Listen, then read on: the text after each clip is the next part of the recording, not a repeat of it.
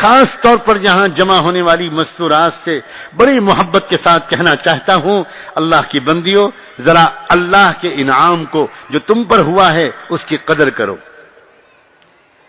ایک عورت کا دل جتنا نرم ہوتا ہے، اس کی آنکھوں سے جتنی جلدی آنسو نکلتے ہیں، اور جتنا وہ خوشامد کے ذریعے اپنی بات کو منوانے کا سلیقہ اس کی فطرت میں ہوتا ہے، یہی وجہ ہے کہ یہ عورت اگر اس کو دعا کا سلیقہ مل جائے، مناجات کا سلیقہ مل جائے، اس عورت کو اللہ سے ایک محبت کا تعلق ہو جائے، اللہ کی ان بندیوں کو اگر یہ سلیقہ آ جائے کہ 24 گھنٹے میں کسی بھی وقت جہاں ان کو ذرا فرصت ملے، ذرا سکون ملے، بہترین وقت و تہجد کا وقت ہے۔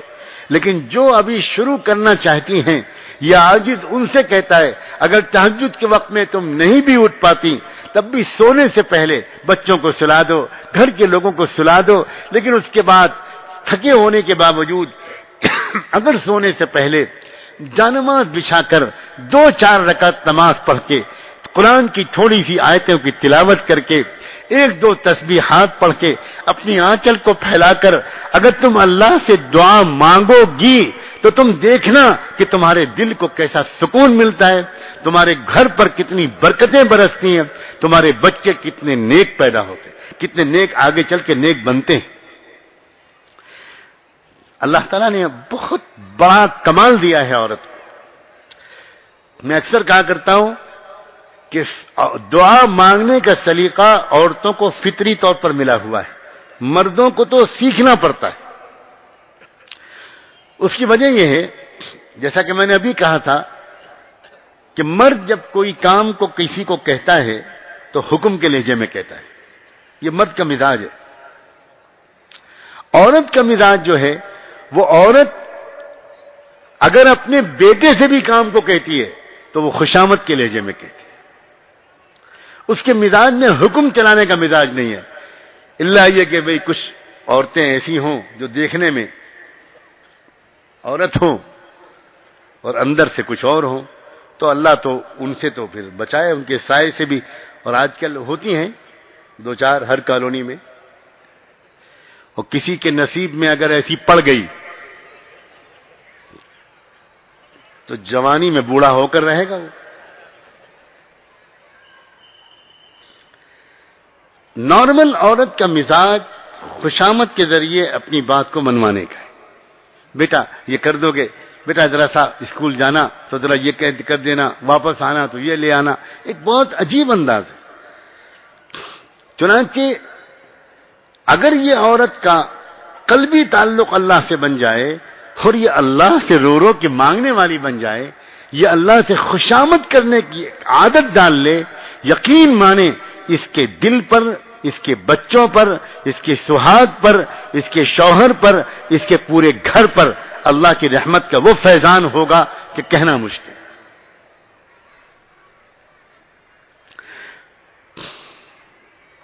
قرآن مجید میں اللہ تعالیٰ نے عورتوں کی دعاؤں کو خاص طور پر ریکارڈ کر کے سنایا ہے۔ قرآن میں عورتوں کی دعاؤں اور ان دعاؤں کے نتیجے میں سماج کو ملنے والی نعمتوں کو بڑے تفصیل سے اللہ نے بیان فرمایا۔ کیوں آخر عورتوں کی دعاؤں کو قرآن میں اللہ نے بیان کیا ہے؟ غالباً یہ اشارہ کرنے کے لیے اپنی بندیوں کے لیے کہ بندیوں، تمہارے دل میں جو ہم نے ایک گداز رکھا ہے، ایک سوز رکھا ہے، ایک لچک رکھی ہے، ایک حساس دل رکھا ہے، لطیف جذبات رکھے ہیں، ان کو غلط جگہ پر ضائع کرنے کے بجائے تم اپنے آنسوؤں کا نذرانہ میرے دربار میں پیش کیا کرو، پھر دیکھو میری طرف سے کیا عطا ملتی ہے۔ انسانیت کو 2 عظیم پیغمبر ملے تھے، کان کھول کے سنیں، مرد بھی اور عورتیں بھی۔ انسانیت کو 2 عظیم پیغمبر ملے ہیں، ایک عورت کی دعا اور ایک عورت کی نیت کے نتیجے میں۔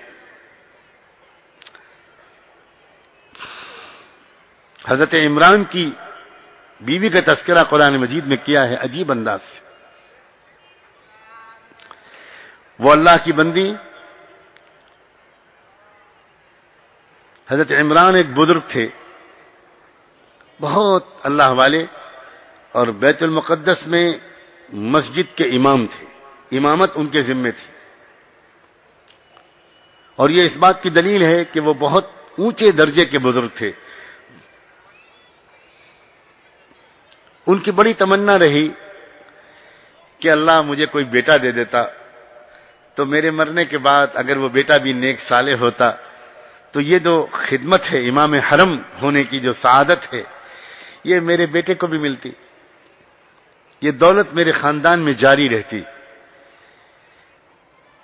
اللہ کا کرنا کہ جب تک وہ زندہ رہے انہیں ایسی کوئی خوشخبری نہیں ملی, لیکن ان کے انتقال کے فوراً بعد ان کی بیوی کو یہ محسوس ہونا شروع ہوا کہ میرے مرحوم شوہر میرے پیٹ کے اندر اپنی نشانی چھوڑ گئے ہیں. خوش ہو گئیں اور اللہ سے لپٹ لپٹ کر مانگنا شروع کیا, رب انی نذرت لک ما فی بطنی محررا فتقبل منی انک انت السمیع العلیم. اللہ جو بچہ میرے پیٹ میں شروع ہوا ہے رب کریم میں وعدہ کرتی ہوں, نظر مانتی ہوں کہ میں اس بچے کو اپنے مرحوم شوہر کی خواہش کے مطابق دین کی خدمت کے لیے ہی فارغ رکھوں گی, وقف کر دوں گی, اس سے کوئی دنیا کا کام نہیں لوں گی.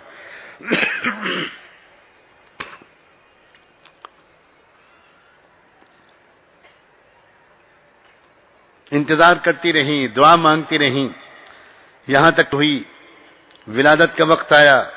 ولادت تو وہ بچہ نہیں تھا بلکہ بچی تھی, بیٹی تھی. تو اب وہ یہ سوچنے لگی کہ بیٹی تو امامت نہیں کر سکتی, وہ خدمت جو بیٹا کر سکتا تھا ایک مرکز دین میں رہ کر, ایک حرم میں رہ کر, وہ تو میری بیٹی نہیں کر پائے گی. تو اللہ نے ان کو تسلی دی کہ انتظار کرو, یہ بیٹی بڑی عظیم الشان ہے. واللہ اعلم بما وضعت. یہی بیٹی مریم بنی اور انہی مریم کی تقوی اور پاکیزگی اور اللہ پر یقین اور اس مقام فنائیت تک پہنچنے کے نتیجے میں اللہ تعالیٰ نے ان کے ساتھ ایک خاص معاملہ کیا.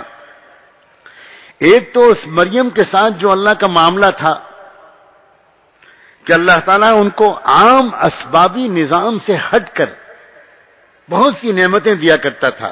غیبی خزانے سے اللہ کا خفیہ عملہ ان تک پہنچاتا تھا وہ ساری نعمتیں.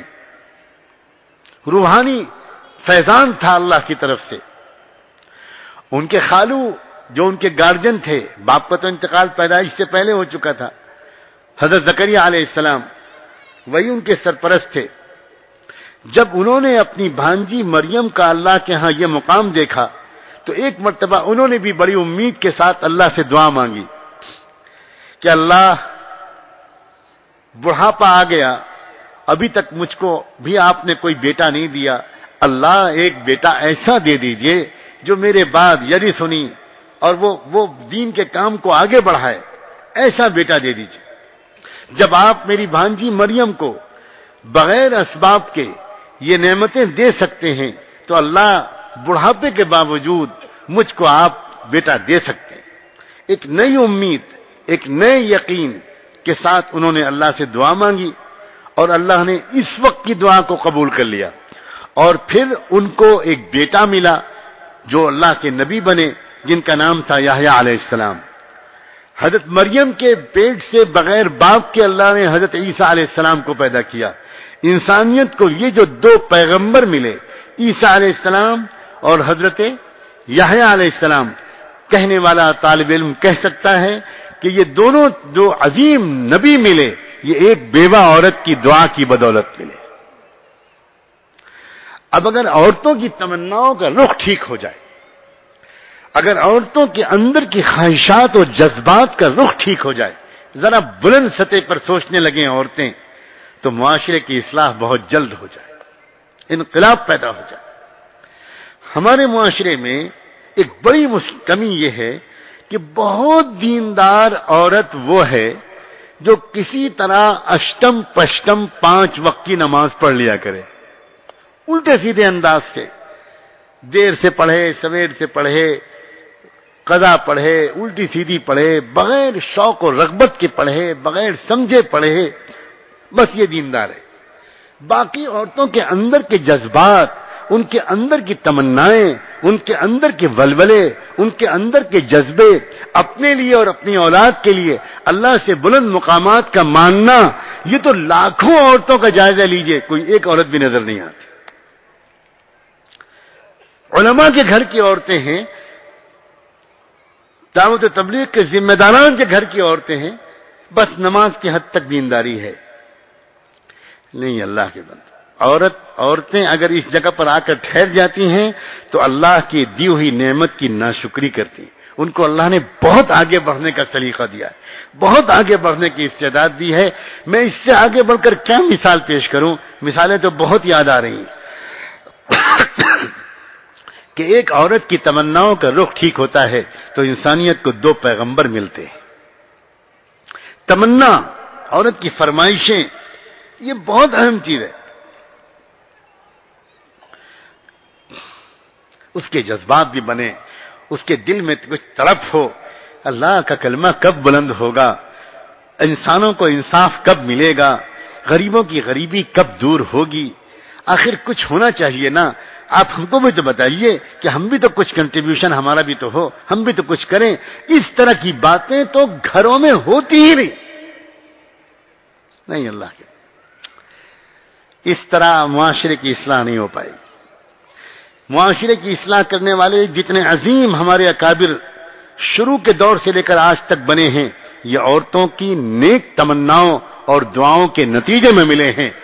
جب تک معاشرے میں یہ ادھورا پن رہے گا کہ کچھ لوگ جلسہ جلوس کر کے، مجلس کر کے اپنی باتیں کرتے رہیں گے اور گھر کے اندر کی عورتوں کا بالکل دوسرا ہی مزاج ہوگا، ان کے ذہن میں یہ بلند جذبات ہوں گے ہی نہیں، ان کی سمجھ میں ہی نہیں آئے گا، واللہ معاشرے کی اصلاح نہیں ہوتی. میں قسم کھا کے کہہ سکتا ہوں معاشرے کی اصلاح نہیں ہوتی، بالکل نہیں ہوتی.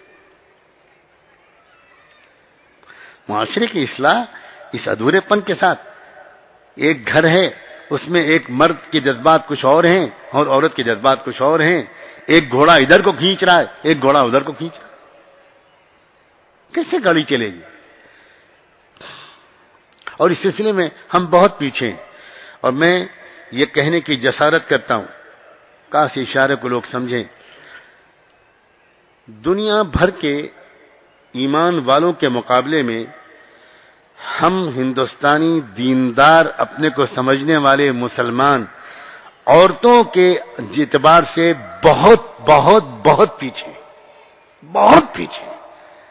دنیا کے دوسرے ممالک میں، عرب ممالک میں، ترکی میں، یورپ اور امریکہ میں، وہاں رہنے والی عورتوں اور لڑکیوں کے جو جذبات اس وقت بن رہے ہیں، ان کا تو ایک پر ملین بھی یہاں دور دور بعض وقت نظر نہیں آتا. بالکل انہیں خبر ہی نہیں. ہمارے یہاں کی مستورات کو تو گھر میں یہ موضوع ہوتا ہی نہیں. شاید 50 سال میں ایک مرتبہ بھی گھر کی کسی عورت نے بیت المقدس کی حفاظت کے لیے ایک بار بھی اللہ سے دعا نہیں